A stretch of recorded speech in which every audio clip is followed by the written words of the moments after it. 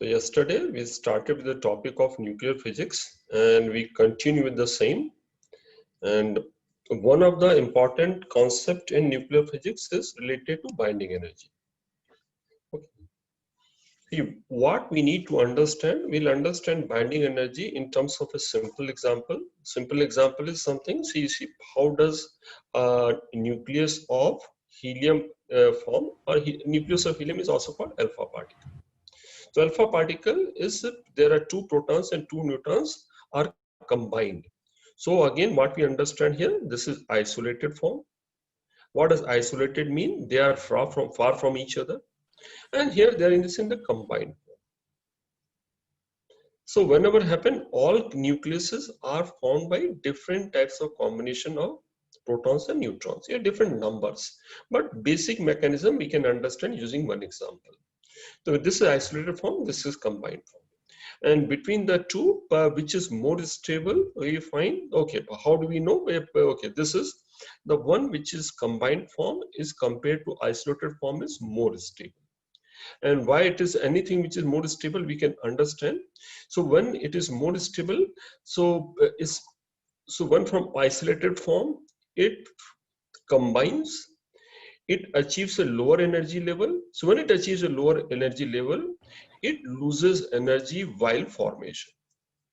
It loses some energy when it combines from isolate form into combined form. Or reverse way, what you can say, when where does this energy come from? When it loses energy in form of loss of mass. That's what happens. So when it combines, we can say three things we can say. Its stability increases, its energy decreases. And its energy decreases, the decrease in energy equal to decrease in mass into c square. If you understand this one, this is the basic part we are focusing on. So when it from isolated form, when it gets combined, it loses energy. That comes from loss of mass. But same thing when it is in the combined form, and why do we call it is binding energy? To break it into is constant part. And the reverse process. If I had to break a nucleus into its basic components, which is protons and neutrons, in that case, it need to be supplied energy. How much need to be supplied? This energy which need to be supplied is equal to binding energy of all four nucleons. It is similar to binding energy what we supply in case of combination of a nucleus and electron in case of hydrogen atom and hydrogen-like atom. So when it combines, it loses energy, it loses mass. And loss of mass equivalent of energy is loss of energy. And what is binding energy? This is binding energy. Other way, two ways to understand is energy lost during combination, or it is energy need to be supplied to break it into constant part. That's a binding energy. Okay. And what is the proof of the same? There is a loss of energy.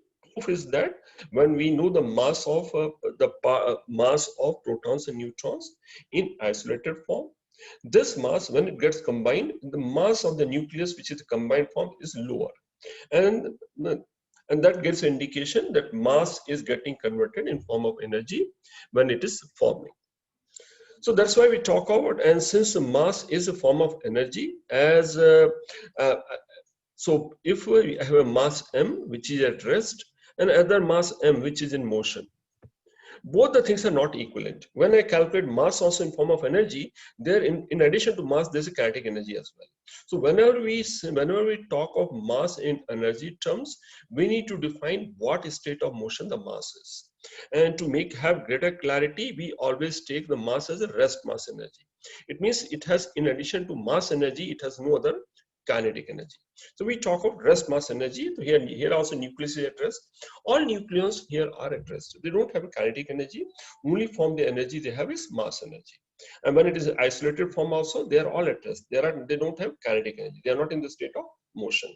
The only form of energy here present is no kinetic energy, only the rest mass energy.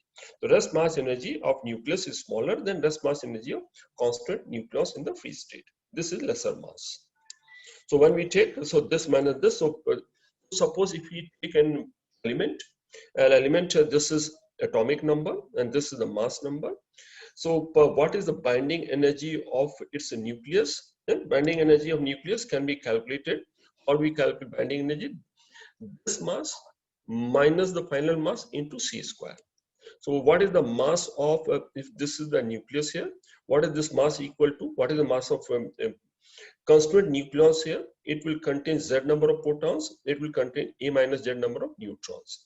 So z into mass of protons into n in mass of neutrons minus m. What is m here? This is mass of the nucleus of this element into c square, and this is nothing but delta m.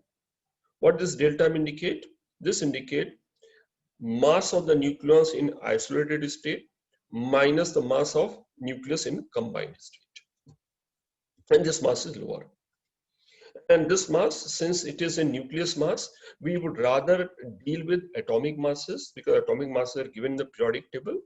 But if I add z number of electrons here, and if I add z number of electrons here, mass of z electrons, if we add both, this becomes equal to, so z proton plus z electron becomes a hydrogen atom, and this becomes equal to, if I add number of electrons, it becomes a complete atom here, not just the nucleus. So whenever I write this term m, and within the right we write a particular element here, this indicates atomic mass. This term indicates atomic mass, which is inclusive of mass of electrons, which can be read from the periodic table. Okay, so that's what we had briefly discussed yesterday. Let's calculate. Suppose we have to calculate what is the binding energy of alpha particle. So first of all, before we understand the particle, we have seen in previous cases what is alpha particle. Alpha particle, how does an alpha particle form?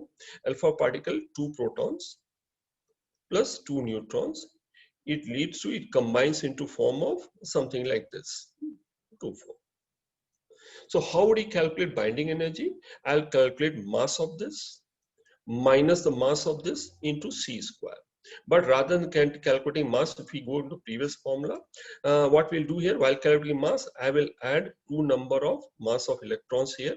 So 2 number proton and electron, this becomes equal to 2 into mass of hydrogen atom plus 2 into mass of neutron, and minus, if I add 2 number electron here, this becomes nothing but mass of helium atom. So I'll calculate, so what is the binding energy? Twice the mass of hydrogen atom plus twice the mass of neutron minus the atomic mass of alpha particle or helium atom. So all these things are given. So this term is given. So this term multiplied by 2 plus this term multiplied by 2 minus this term. I get this delta m into c square is the, and this term is AMU. This is in terms of U. Each AMU is equal to, we'll remember this term, we need to remember, each AMU is 931.5 million electron volts, or we can also take its equivalent as 930 million electron volts. So that's the number. That's the expression we write here. That's what it did in previous case. I hope this is clear. This is what it is. So how many? 2 of them. So this number will have, the 2 of them are there.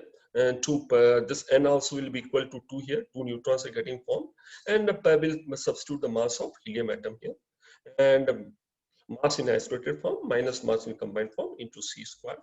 Okay, 2 atom, 2 neutron, and when we substitute this value, all this put together, it comes equal to 0.038 in terms of atomic mass unit. And if you have to complete c square, this is something, each AMU is equal to 931 million electron volts. So we multiply this number by 931 million electron volts, it comes to 28.3 million electron volts. And what we should appreciate here, see, in case of atom, we have been talking of electron volts. Here this number has become in terms of million electron volts. So binding energy, so compared to ionization of an electron, in case of atom, is a lot easier. Breaking a nucleus into constituent part requires a lot more energy, and it's not easy to give energy to such a small mass here. That's why it's not easy to break a nucleus. That's a binding energy calculation we are discussing. Let's continue further understanding of mass. This is typically nuclear fission. Let's ignore this term. What we understand here, in some nuclear process, if 0.1% mass is converted into energy. What is 0.1% mass is converted into energy? What is the energy released in fission of 1 kg mass? What does it mean if I take 1 kg mass here of some material which is fissionable, which can undergo a nuclear reaction? Any fissionable material 1 kg if I take, if I carry out some nuclear reaction process, what I find finally the rest mass, what is left here, the rest mass left here will be lower by 0.1%. So what is the, it will lower by 0.1%. It means during the process, 0.1% of 1 kg has been lost, and that loss has been converted in form of energy. That's the energy released in the process. So can we calculate energy here? What is the energy release? That can easily be calculated. Energy is equal to delta into c square.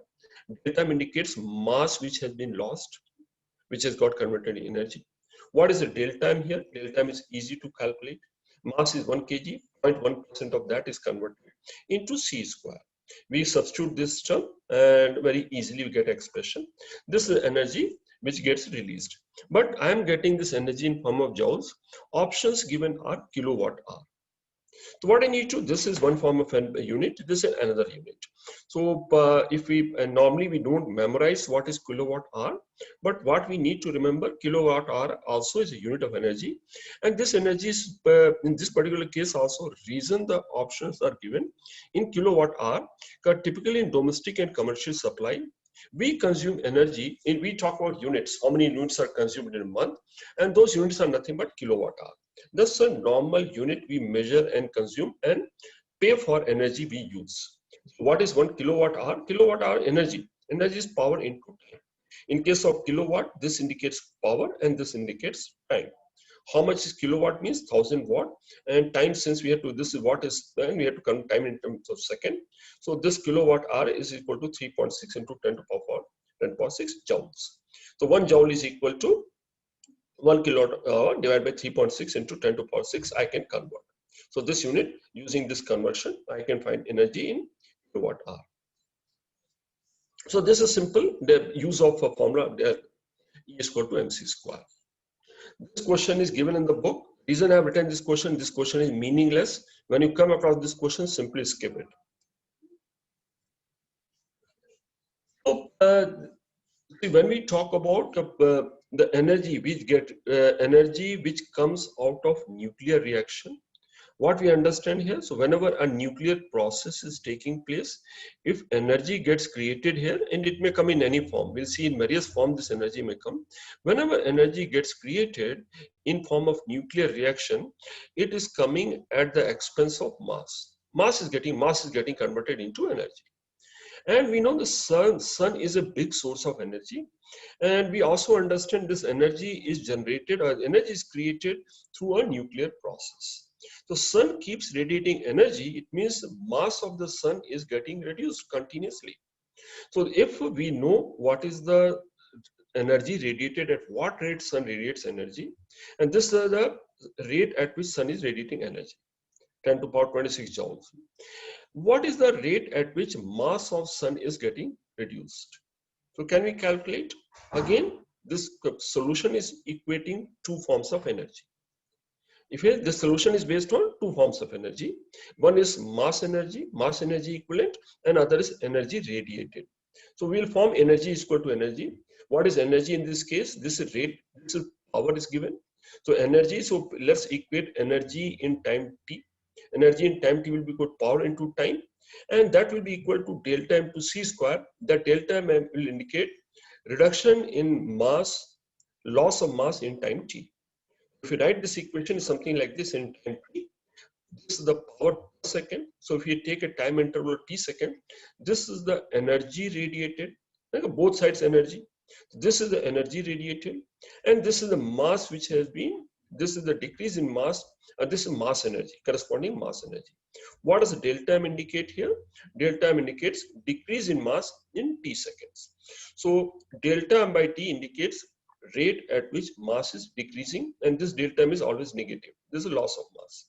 So we can easily find delta m by t, which is rate of decrease of mass of sun. Okay, So we can, so each thing, so suppose I have to calculate what is the binding energy of any particular element. What are things required to calculate binding energy? What are things, like suppose I have to calculate binding energy for lithium. What are things required to calculate binding energy in terms of formula? We need only two. We need atomic mass of hydrogen, and we need the atomic mass of the whichever compound or whichever element for which you need to calculate binding energy. We recall the formula. If we from periodic table, if we calculate, if we have is atomic mass, you can easily calculate binding energy. So that manner, for each of the element here, the binding energy can easily be calculated. But there's another term called binding energy per nucleon. That term is more useful. So what is the binding energy? So if I calculate total binding energy of a nucleus of iron, if I divide by 56, it becomes, because 56 nucleons are there in this. The binding energy of a nucleus divided by number of nucleons it has, which is A, divided by mass number, it gives you binding energy per nucleon. Like for example, for binding energy for deuteron is equal to 2.22 MeV.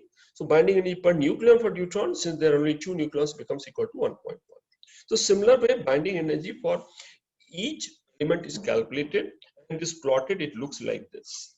And this plot itself, what we notice here, initially binding energy per nucleon, see there is zigzag pattern. So there's no definite pattern. Sometimes with increase, what is plotted here?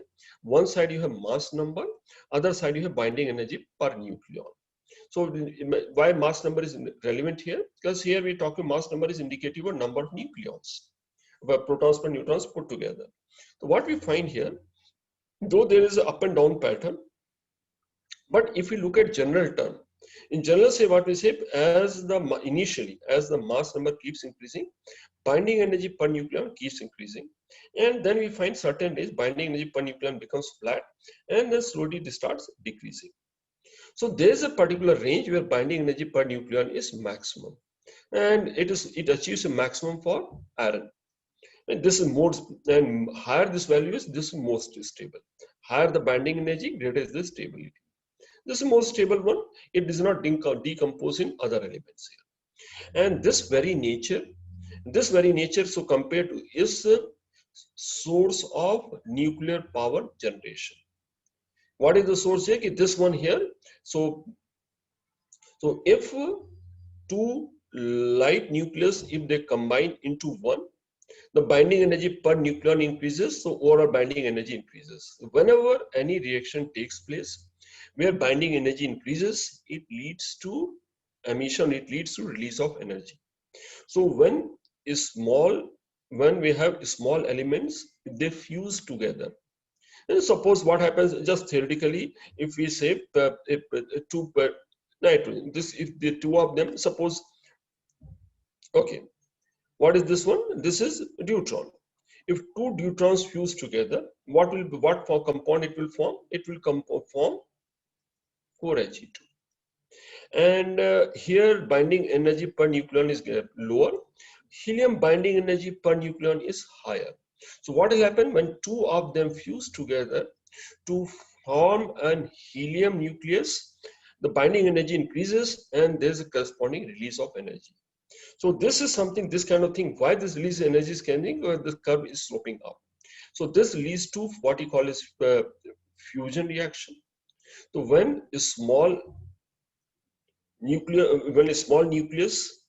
small nucleus combine together to form a slightly larger nucleus is fusion. There also energy is released. And second case, let's take a, suppose this is something, this is uranium we are very familiar with. Uranium has total number of nucleons 238. So suppose theoretically what we can do, suppose it is broken into two equal half. This is one uranium nucleus, though it is not possible. Let's say if this nucleus, if we can break into two equal half, each will have a value equal to 119. This also 119. Where is 119 coming? 119 is coming somewhere here. So what we notice, compared to this compound, average binding energy is increased. So total binding energy also will be equal to difference in binding energy per nucleon into number of nucleons. The binding energy has increased. When it forms like this, Be is higher. As B increases, the energy gets released. So larger compounds, since they have lower binding energy, when they break, they release energy, which is fission. And the one which are very light ones, when they fuse together, they release energy. They release energy because they achieve another state which has higher binding energy per nucleon. Had this curve not been sloping, nuclear fission would not have led to energy generation. Assume this curve was absolutely flat. So even if it breaks also, the binding energy would have remained same. It would not have led to release of energy. So increase the mass number. So what we notice, this is the shape it has. So it increases mass number, no, not in a very predictable pattern, up and down, but general it increases, reaches a maximum value of around 8.7 million electron volts. For what kind of A value? From 50 to 80. So for 50 to 80, we find this is a range where it has a maximum value close to 8.7. And then for even heavier nuclei, B per nucleon start decreasing with increasing A, and then it reaches a value about 7.5 million electron volts per nucleon for uranium. Yes. Sir, even if the slope is flat, the binding energy per nucleon remains constant, but the overall binding energy changes, right, sir? Tell me what would happen. Let's do a simple calculation. Suppose the curve was flat. Okay, if curve was flat, if we have a compound which is 238, so what will be the total energy, binding energy of this? Total energy, binding energy of U38 would have been how much? It would be, let's say binding energy is constant. It would be B into 238. It breaks into two compounds of 119. So what is the binding energy now? Twice the binding energy of each nucleus, 2 into B into 119. If two values are same, there's no change in binding energy. Yes.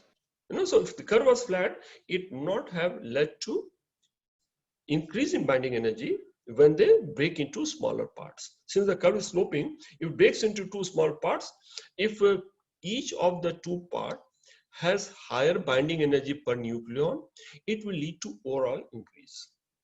It makes sense or not? Yes, sir. Okay. So that's the reason. And you notice it, what does it drop to? So it reaches a peak of 8.7 and it drops to around 7.5 by the time we come to uranium. And this is just numbers and it can easily be calculated. How do we calculate this one?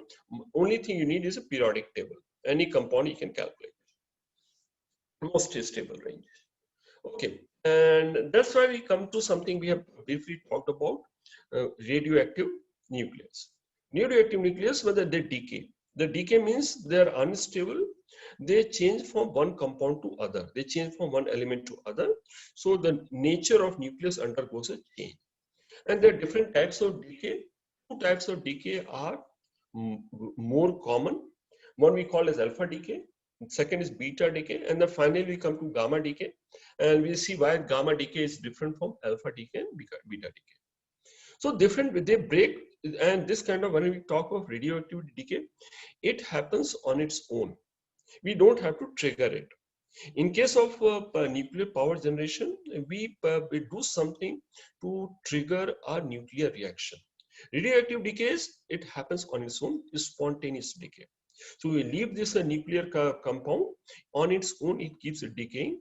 Decay means it changes from one chemical compound to other. It changes from one element to other. It means property of combination of N and Z are changing.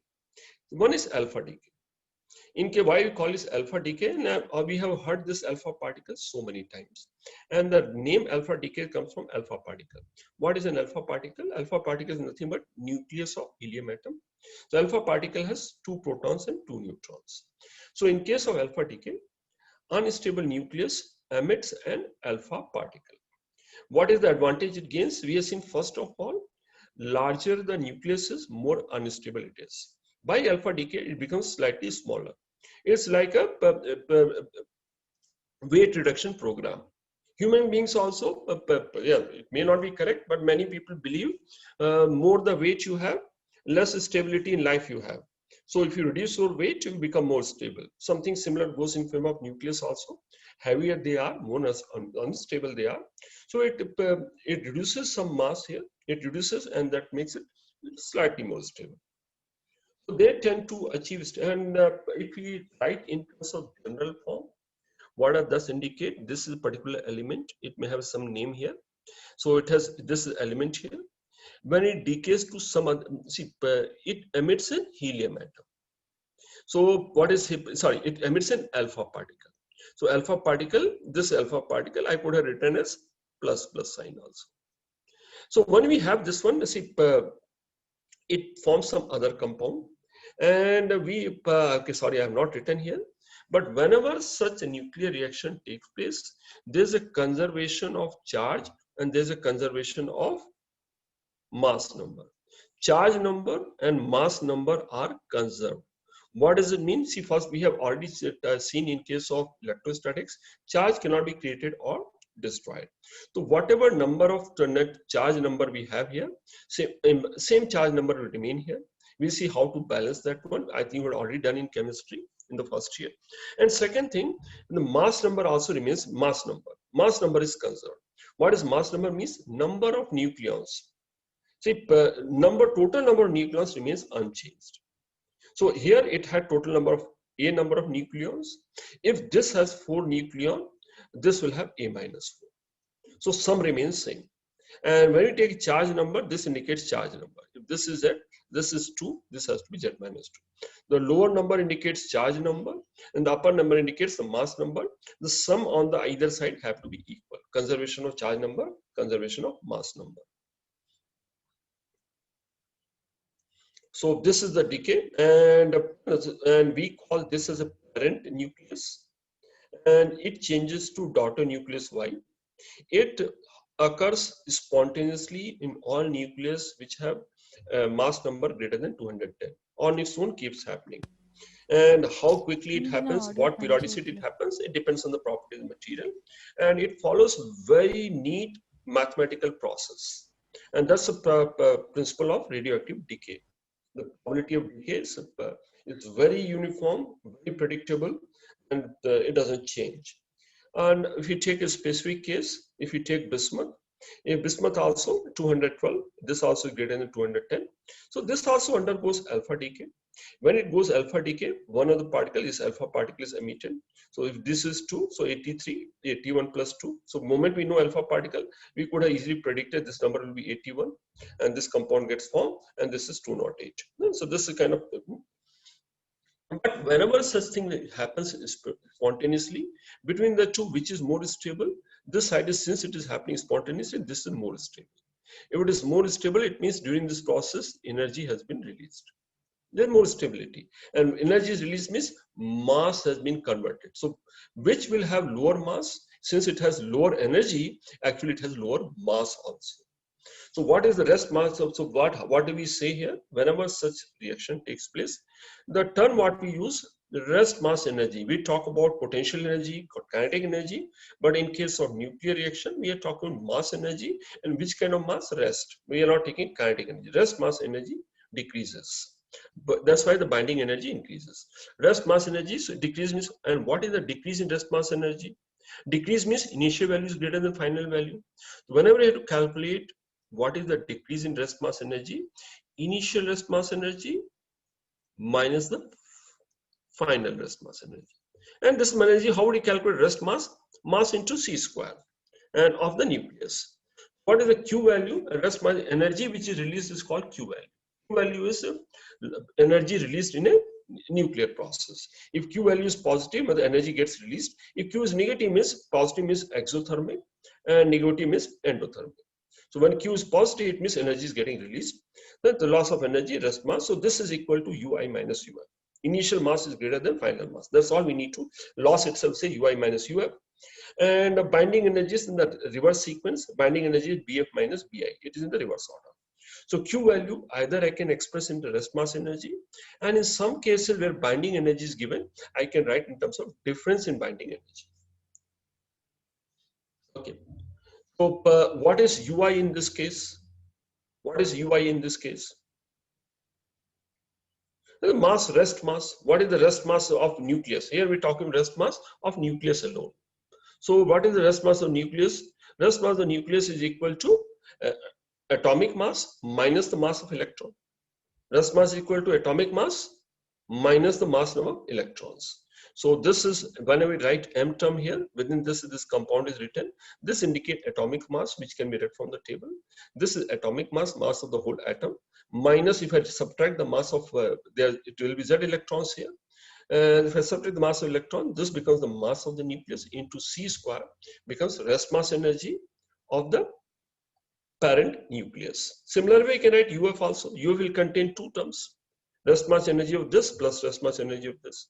We can easily write what is the final value. So rest mass energy of compound Y, it will be this compound here. And this will have how many, when we take, this is mass of atom, I have to subtract mass of electrons. This will have Z minus 2 electrons minus Z minus 2. Similar thing we repeat in case of helium also, we subtract the mass here. Then I take these two terms together. What is these two put together equal to? This term is minus, this is plus, this term, this and this will cancel out. So what will be left is minus Z into Me. And so when we, this is UF, this UF will, this is the UF. So what is delta U? What is the change in rest mass energy, and change, or what is decrease in rest mass energy? And decrease in rest mass energy will reflect in release of energy.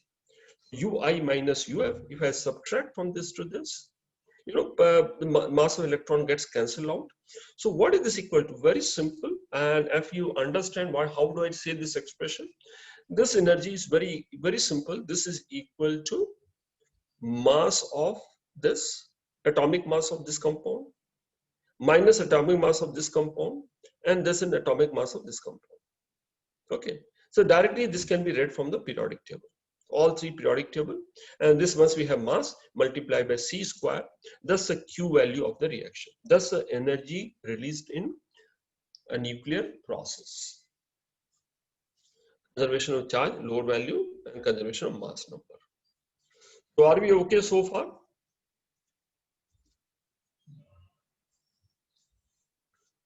Pritam?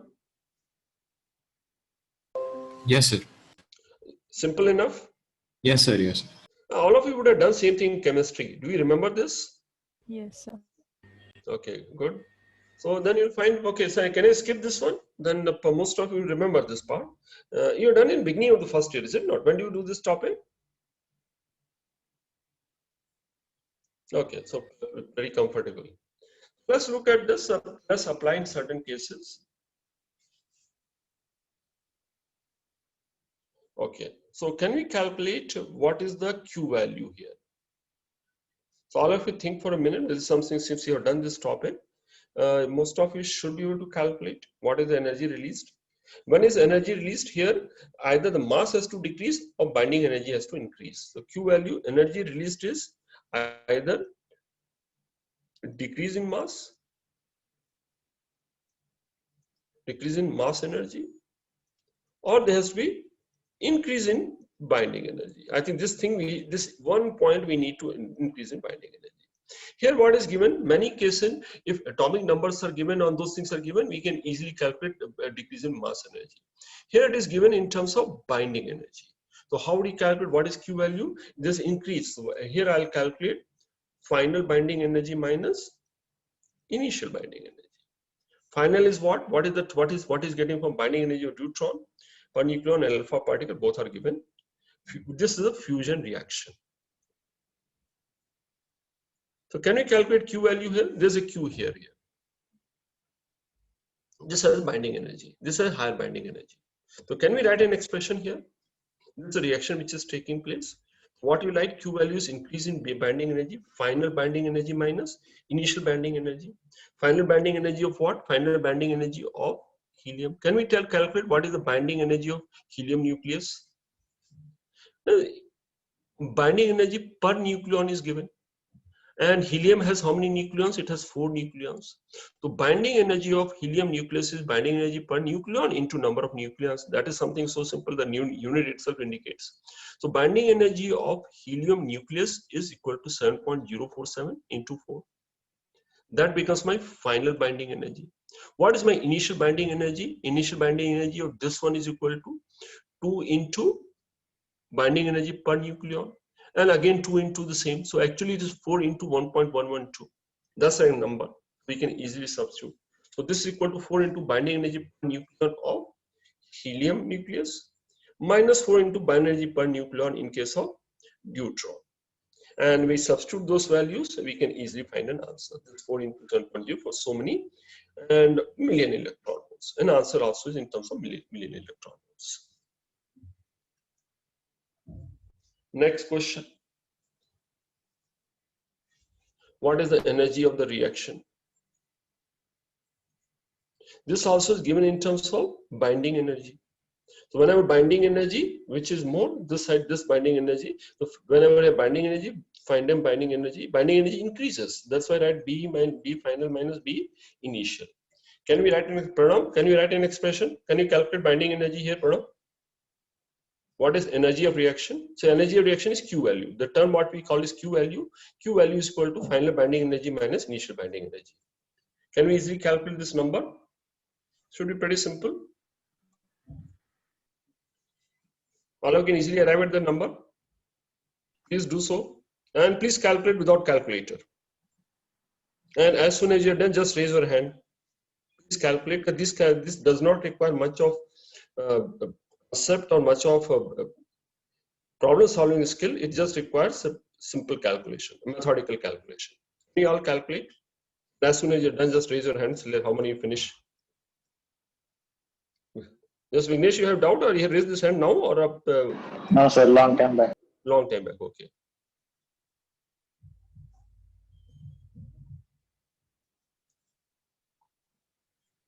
So can we all calculate this? Very similar way. What is the final binding energy? 2 of total how many? 2 into 4. So that will be 8 into, this will be 8 into B per nucleon of helium, and which is equal to 8 into 7.06. And this will be equal to 7 into 5.6. What is the binding energy a lone proton has? This is no binding energy. So what is my value? Well, pretty simple, you can tell. What are you getting, Vignesh? Sir, I have a doubt. Yes. Sir, in all these cases where we're using the helium atom, we're actually taking the mass of the alpha particle or the entire atom, sir? We are taking, see, every time when we are calculating binding energy, we are calculating binding energy only for the nucleus. So again, we go through, we have to take the mass of the nucleus, rest mass. But to make our calculation simple, we convert into atomic mass by adding some electrons here as well as electrons here. Are you getting this point? Yes, sir. So what we have to take, see, this binding energy is a different thing. But whenever we take, let's go to the previous one, and some of you are not clear also. How did we arrive at the number? This is something, have you understood? Have all of you followed this step here? In case of rest mass energy, which mass has been taken here? What does this mass indicate here? Is this the mass of the nucleus or is it the mass of? Nucleus. Nucleus only. No, but finally, what is this number we written here? This is written mass of the atom. Why though we are calculating rest mass energy of the nucleus, final formula, why did we convert into atomic mass? The atomic mass is easily available. So in this, what we have done by adding, it's okay. So we write as the term gets cancelled out. So when we calculate Q value, it is equal to decrease in rest mass energy of the nucleus. But in terms of rest mass energy, the formula contains atomic masses. It doesn't mean the two are different. From same thing, by adding mass of electrons, we can come at atomic masses. And reason we convert into atomic masses, because atomic masses are more easily available and more convenient. Okay, Alan? Sir, in lithium-7 there's 7 nucleons, right? Yes. And in 2 helium atoms we have 8 nucleons. I mean, then it's not conserved, right? The number of nucleons. What is this term here? So what this also, basically what is happening, a proton is combining with the lithium nucleus. So this also, how should I write this one in terms of charge? See, if I write this equation in terms of charge also, I can write something like this. 7, 3. How should proton be written? How should proton be written, Alan? 1 and 1. Why 1 here? Okay, this is charge number of +1. It has mass number of 1. This is equal to 2 into He24. Are they matching now? Yes, sir. Okay. But it has no binding energy, right? So the proton. Proton doesn't have binding energy because it is not bound to anything. The reason, same reason that the nucleus of hydrogen doesn't have any binding energy. And if you look at the graph also, even neutron also, the binding energy is only 2.2 million electron volts. And then gaps keeps on increasing. So compared to, and whereas if you come to helium, see, sun, we lot of energy, sun also nuclear reaction is taking place. Without going to too much of detail, what is the kind of nuclear reaction which is taking place in the sun? Some of it is studied already. What kind of nuclear reaction is taking place in sun? Fusion reaction. And which two things are getting fused there? We can think of something like this. Whenever it has some other steps involved. So two neutrons combine into helium. Can you think of what is the binding energy per nucleon of a neutron? Binding energy is this number. And what is binding energy per nucleon because of helium? This is equal to 7 million electrons. Does it make sense? When they combine, the binding energy increases substantially, and hence a lot of energy gets released in each such fusion. Okay.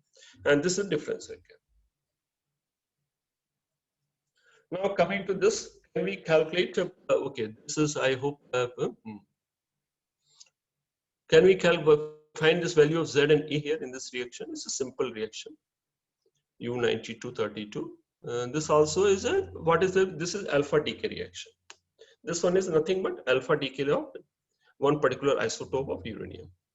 So can we calculate Z value and A value? Pretty simple. This is something. So one thing we can easily remember, each alpha decay, Z reduces by 2 and atomic mass number reduces by 4. Atomic number reduces by 2 and mass number reduces by 4. And you should have to understand reason also, these are conserved. This will become 90 and of course this will become equal to 234. So pretty simple. So this kind of equation, you would have done this kind of question. They are extremely simple questions. And I don't think this will come in competitive examination, but you should know some question based on this might come. That's very easy one. Just conservation of charge number, conservation of mass number. We can find this value.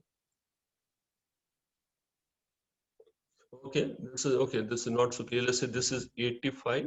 There's some compound. We need not know the name. We are not interested in number. Yeah? So this is reaction and 4 alpha. So 4 alpha basically means this particular compound, other in terms of word, we could have written it has undergone 4 successive alpha decay. It has undergone 4 successive 1 alpha decay. The second alpha decay doesn't happen simultaneously. Of course, it will happen with some time interval. It has undergone 4 successive alpha decay. And after 4 successive alpha decay, what is the value of, what is the atomic number and what is the mass number of the compound formed? Can we find this value?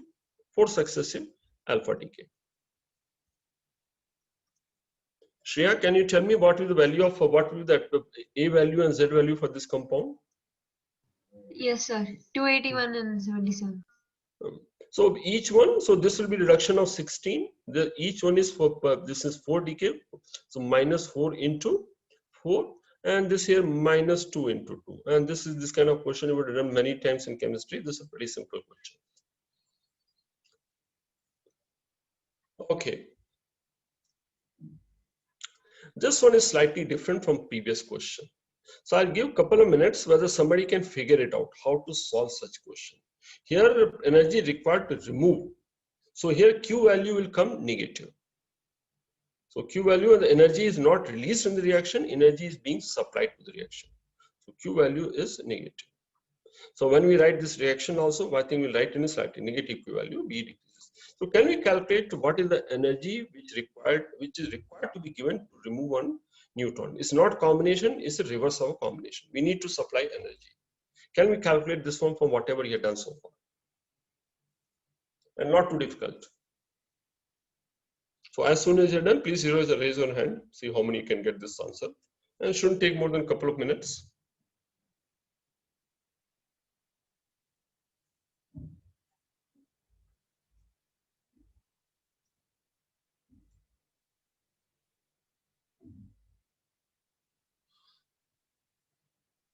So what is the left hand side? What is the parent daughter kind of reactant and product kind of thing? Negative. B decreases here.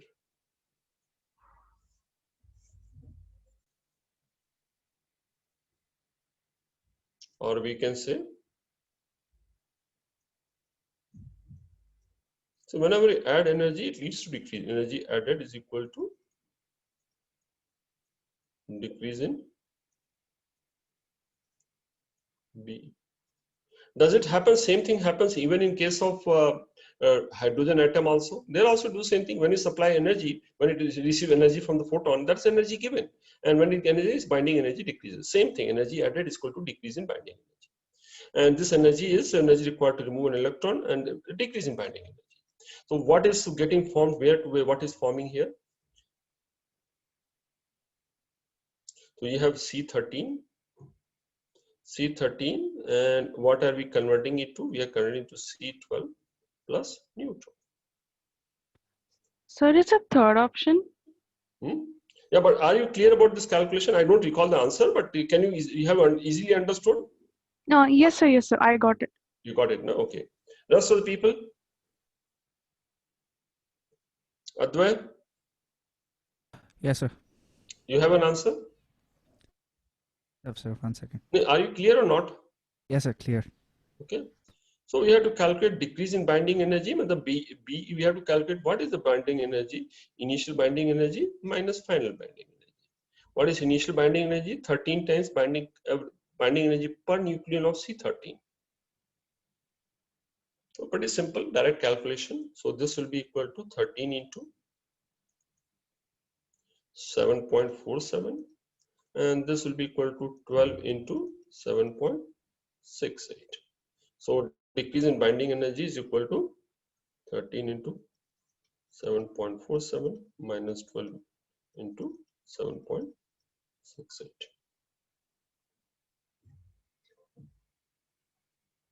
So somebody can even also write it 7.47.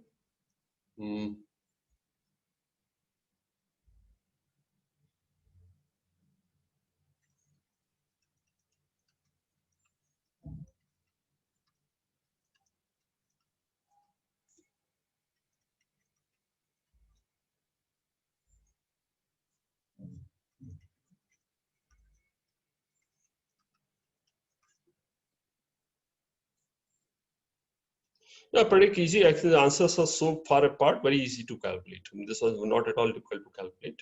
Yeah, so numbers are far apart. Of course, this option.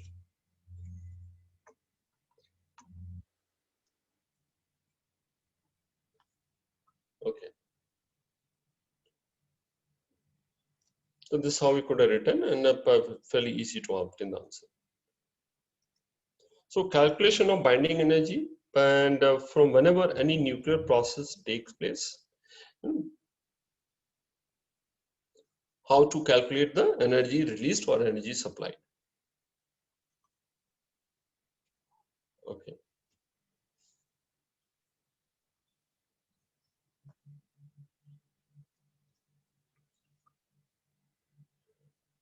That kind of decay is also called beta decay. Some of you recall, anybody recalls what is beta decay? You are done, all have done this part. So what is beta decay? Anvita, do you recall what is beta decay? How do you define beta decay? You would have done in chemistry. Anvita, what is beta decay? No, don't recall. Abhirup, what is beta decay? I guess it was a particle with zero mass and negative 1 charge. And see what we need to understand here. Broadly, what we understand in this case. Broadly, what you say, in case of nucleus, some nucleus are stable and some are unstable.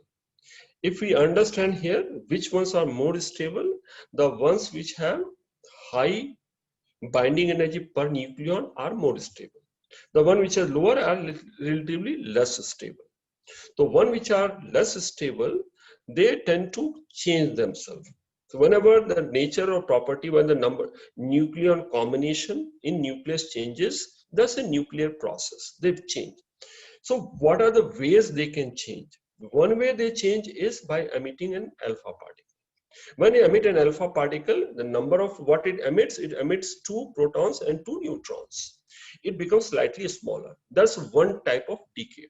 So similar terms we can define. There's other ways also decay can take place. What is the other type of decay? There's something called beta decay. So I'm just saying it's a very broad level. So one is alpha decay and beta decay, and finally come to gamma decay. Gamma decay is very different. So alpha decay, what happens? It breaks into 2 parts. A nucleus breaks into 2 parts.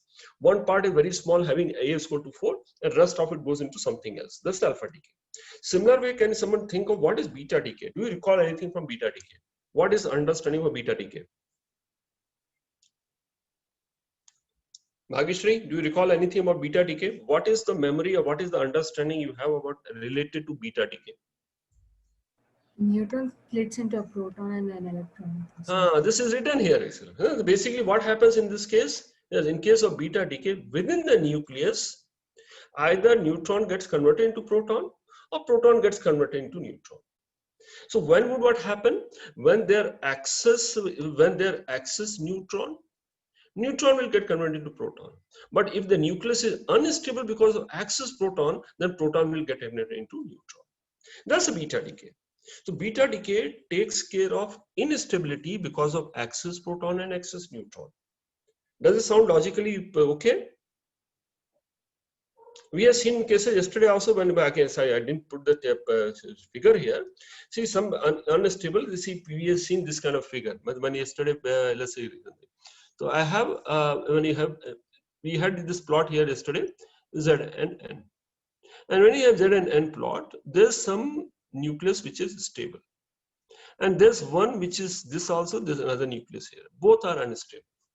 This is unstable because of what is axis here and what is axis here. Both what is this one? This has axis. Which component has axis? It has axis proton. And the one which is left, what is the axis it has? It has axis neutron. So this will here, if the one on the right of the stable one have axis proton. So here, if it is axis proton compared to neutron, the proton will get converted into neutron. And here, wherever you have axis neutron, the neutron will get converted within the nucleus, will get into proton. But one of them has positive charge. This has 0 charge. The charge also has to balance. So if this one has no charge, I must have some other particle with a positive charge.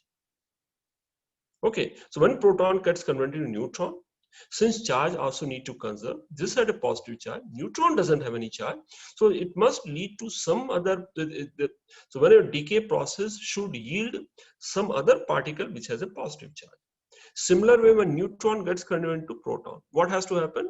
Neutron has, I could have written as 0, 1.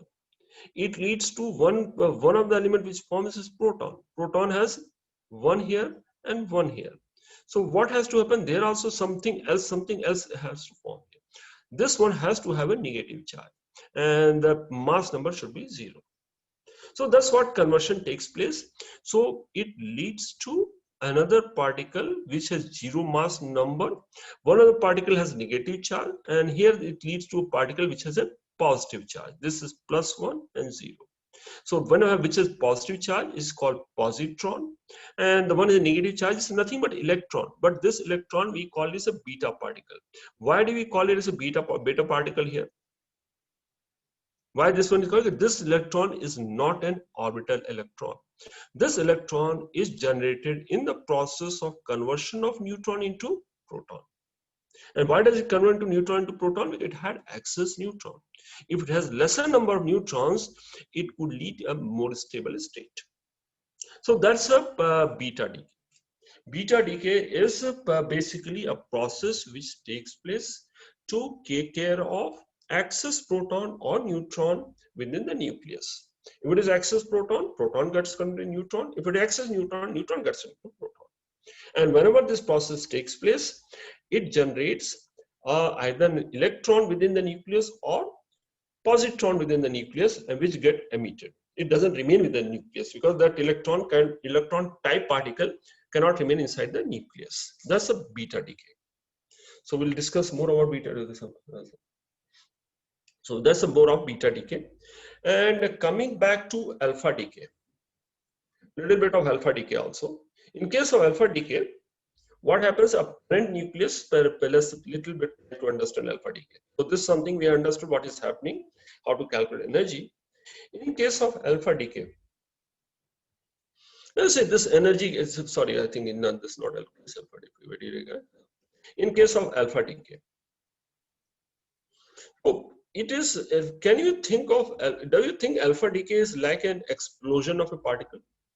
Can we think of alpha decay as an explosion of particle? But we have seen in case of first year, we've done some question. This a bomb is there and it breaks into two parts. So there also we have nuclides.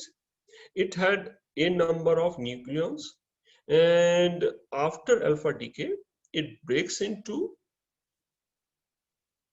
two particles. One particle has mass in proportion of a minus 4 into mass of a nucleon, other has mass into 4. So it breaks into those two and the energy is released.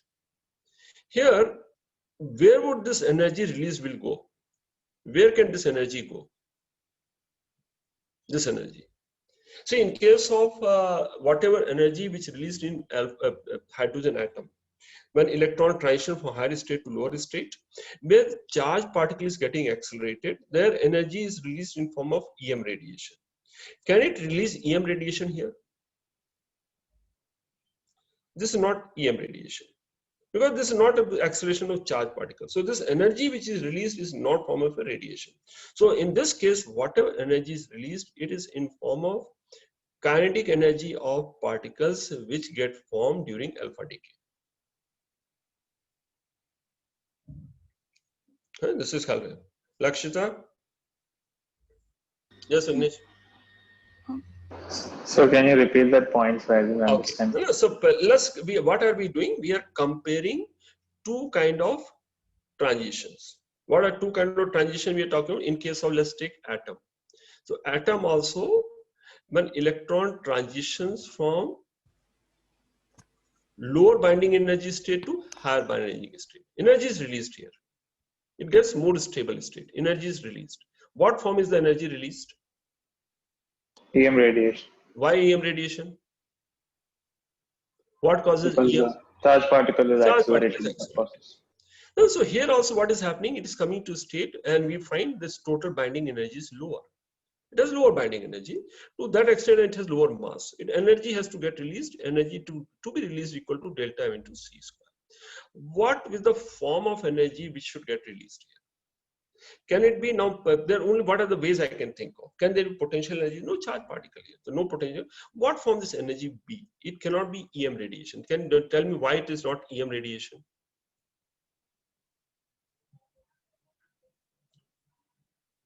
Vignesh, you only asked this question. Why can't it be EM radiation? So like this is not the doubly ionized helium ion. It is not a charged particle kind of thing. And this is something, EM radiation also depends on energy, which is nature of acceleration. Okay, so this is not like a charge. This is not something similar to this. So here we notice here more energy. So if energy gets released here, so what form it comes? In this case, the energy release is not in form of EM radiation. It is not that kind of high acceleration. This energy is in form of kinetic energy. What will happen when they break? It is like an explosion. So just imagine if there's a nucleus which is lying here. If alpha decay takes place, what would happen? This will move in one direction and this will move in the other direction. So in case of any nuclear process also, if I take this applied principle, basic mechanics principle, so whenever energy gets released, it's like an explosion. And due to explosion, since the momentum is conserved, they will move in the opposite direction and both will have kinetic energy. So total Q value will be shared between two daughter particles. Q value in case of alpha decay is shared between two daughter particles. Yes. So very briefly, in case of atomic transition, energy released is in form of EM radiation.